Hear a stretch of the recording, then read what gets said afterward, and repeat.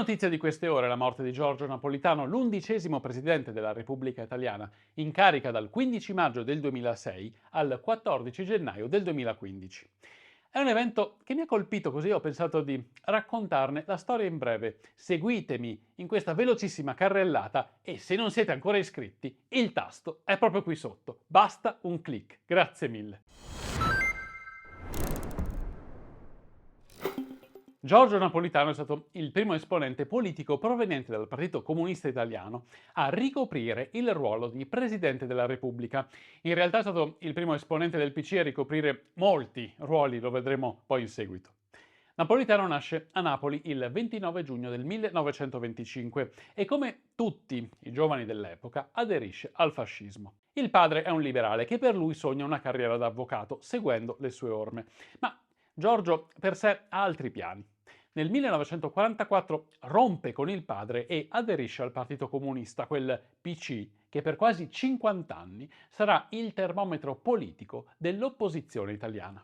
Ma il giovane Giorgio è tutto meno che un contestatore avventato. A lui Curzio Malaparte scrive, quando gli regala una copia di Caput, a Giorgio, che non perde la pazienza neanche di fronte all'Apocalisse. E quella calma la porterà avanti anche di fronte alle circostanze più difficili. Napolitano si laurea in giurisprudenza nel 1947, subito dopo la guerra, e viene eletto deputato per la prima volta nel 1953, aveva solo 28 anni, e rimane in Parlamento praticamente per tutta la vita. Nel 1996 viene nominato da Romano Prodi ministro dell'Interno, il primo che avesse fatto parte del Partito Comunista. Il Partito Comunista, già croce e delizia per Napolitano, che è sempre nell'area di minoranza. Non diventa segretario quando muore Berlinguer nel 1984 o quando viene deposto Alessandro Natta nel 1988. È sempre uno di quelli contro nel suo partito e di lui diranno gli americani "He's pinker than red", è più rosa che rosso. Non era proprio un estremista e, vedendo come sono andate le cose, forse aveva anche ragione. Fra gli anni 70 e gli anni 80 tenta di riformare il PC, ma non ci riesce e non ci riuscirà mai, tanto che oggi quel partito non esiste più. Dal 92 al 94 venne eletto presidente della Camera, un ruolo delicatissimo in quanto è la stagione di Tangentopoli e anche Giorgio finisce in mezzo a polemiche e sospetti di tangenti e illeciti, ma riesce a uscirne pulito nonostante feroci attacchi dei politici e della stampa. Nel 93 di lui chiede Craxi come credere che il presidente della Camera, onorevole Giorgio Napolitano, che è stato per molti anni ministro degli esteri del PC e aveva rapporti con tutta la nomenclatura comunista dell'Est, a partire da quella sovietica, non si fosse mai accorto del grande traffico che avveniva sotto di lui tra i vari rappresentanti e amministratori del PC e i paesi dell'Est. Non se n'è mai accorto? Accuse che però rimangono un buco nell'acqua. Giorgio Napolitano continua a ricevere incarichi mentre Craxi finisce esiliato in Tunisia. Quando cade il primo governo Prodi diventa europarlamentare fino al 2003, poi viene nominato senatore a vita nel Parlamento italiano. Ma la maggior parte di noi ricorda Napolitano nella storia recentissima per essere stato Presidente della Repubblica, il primo ad essere eletto per un secondo mandato.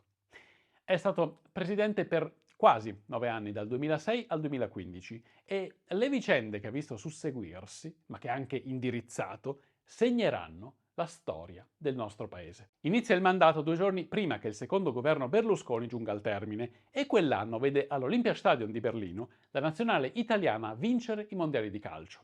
Sono già passati 17 anni, anche se a me sembra ieri. Inizia la sua stagione da Presidente della Repubblica con Romano Prodi, l'uomo che aveva voluto come Ministro dell'Interno nel 96, e con lui caldeggia una serie di riforme importanti dello Stato, ma la coalizione che sostiene il professore si sgretola, troppo fragile. È il 2008 quando Silvio Berlusconi forma il suo terzo governo, ma di lì a 3 anni le difficoltà dell'Italia verranno a galla in tutta la loro fragilità. Lo spread con i Bund tedeschi arriva a 570 punti, l'Italia si finanzia con enorme dispendio di interessi e Sarkozy e Merkel ridacchiano di Berlusconi capo dello Stato. Napolitano è la figura di riferimento internazionale per l'Italia e nel 2011 forza la mano riuscendo a nominare il governo tecnico di Mario Monti che sostituisce Berlusconi e inaugura una stagione di lacrime e sangue difficile da digerire. È in quel periodo che prende forma la legge Fornero sulle pensioni, che aumenta di 7 anni più o meno l'età pensionabile, una discontinuità rispetto al passato, di cui ancora oggi tante persone lamentano gli effetti.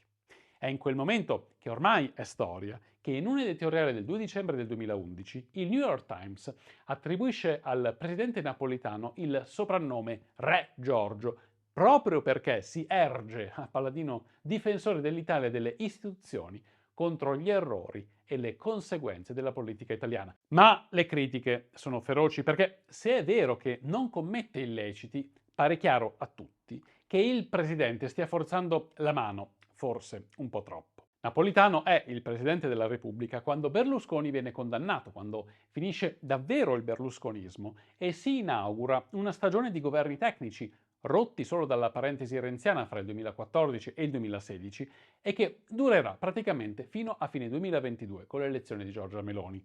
Saranno 11 anni di vita politica diversa per il nostro paese. È difficile dire che senza Napolitano le cose sarebbero andate in questo modo. Non c'erano riusciti gli avversari ad affossare lo strapotere elettorale e mediatico di Berlusconi. Ci ha pensato Re Giorgio.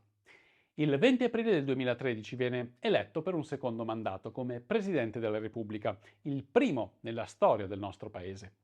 Di quella sua seconda elezione dirà ad Eugenio Scalfari: abbiamo vissuto un momento terribile, abbiamo assistito a qualcosa a cui non avevamo assistito. Ho detto sì per senso delle istituzioni.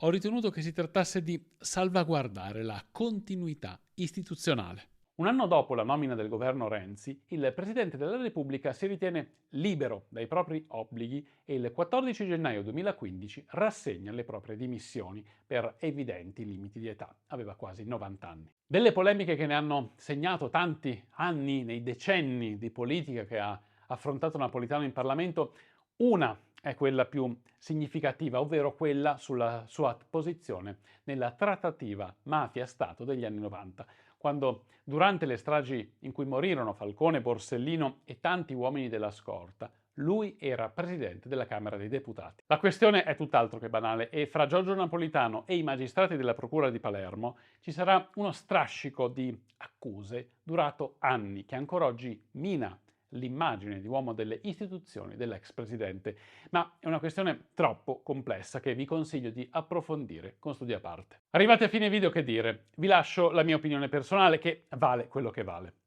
Non sono un analista politico e studio storia. Ho vissuto un lungo periodo della mia vita, quasi un quarto, mentre era presidente Giorgio Napolitano, un uomo che è stato insieme modernissimo e conservatore, un uomo del passato e del futuro. Ha approvato tante leggi che poi sono state giudicate incostituzionali, ma ha difeso con efficacia l'immagine internazionale dell'Italia, quando questa sembrava buona soltanto per essere usata da zerbino da Sarkozy e Angela Merkel. Lui e sua moglie Clio prendevano l'autobus regolarmente, vivevano una vita quasi normale, ovviamente con tutte le virgolette possibili, nei primi anni, anche nei primi anni del Quirinale, un caso più unico che raro nel panorama politico italiano, dove anche gli assessori di paese si muovono con le auto a spese dello Stato. È stato un garante delle istituzioni, ma al tempo stesso coinvolto in inchieste e processi. Probabilmente è inevitabile in 70 anni di presenza in Parlamento, con ruoli tante volte di primo piano. È stato un presidente amato e odiato da molti e oggi la sua avventura si è conclusa in un ospedale di Roma. Saranno gli storici del futuro a giudicare il suo operato, ma una cosa è certa: i divulgatori italiani ancora fra 100 anni continueranno a chiamarlo con un solo nome: Re Giorgio.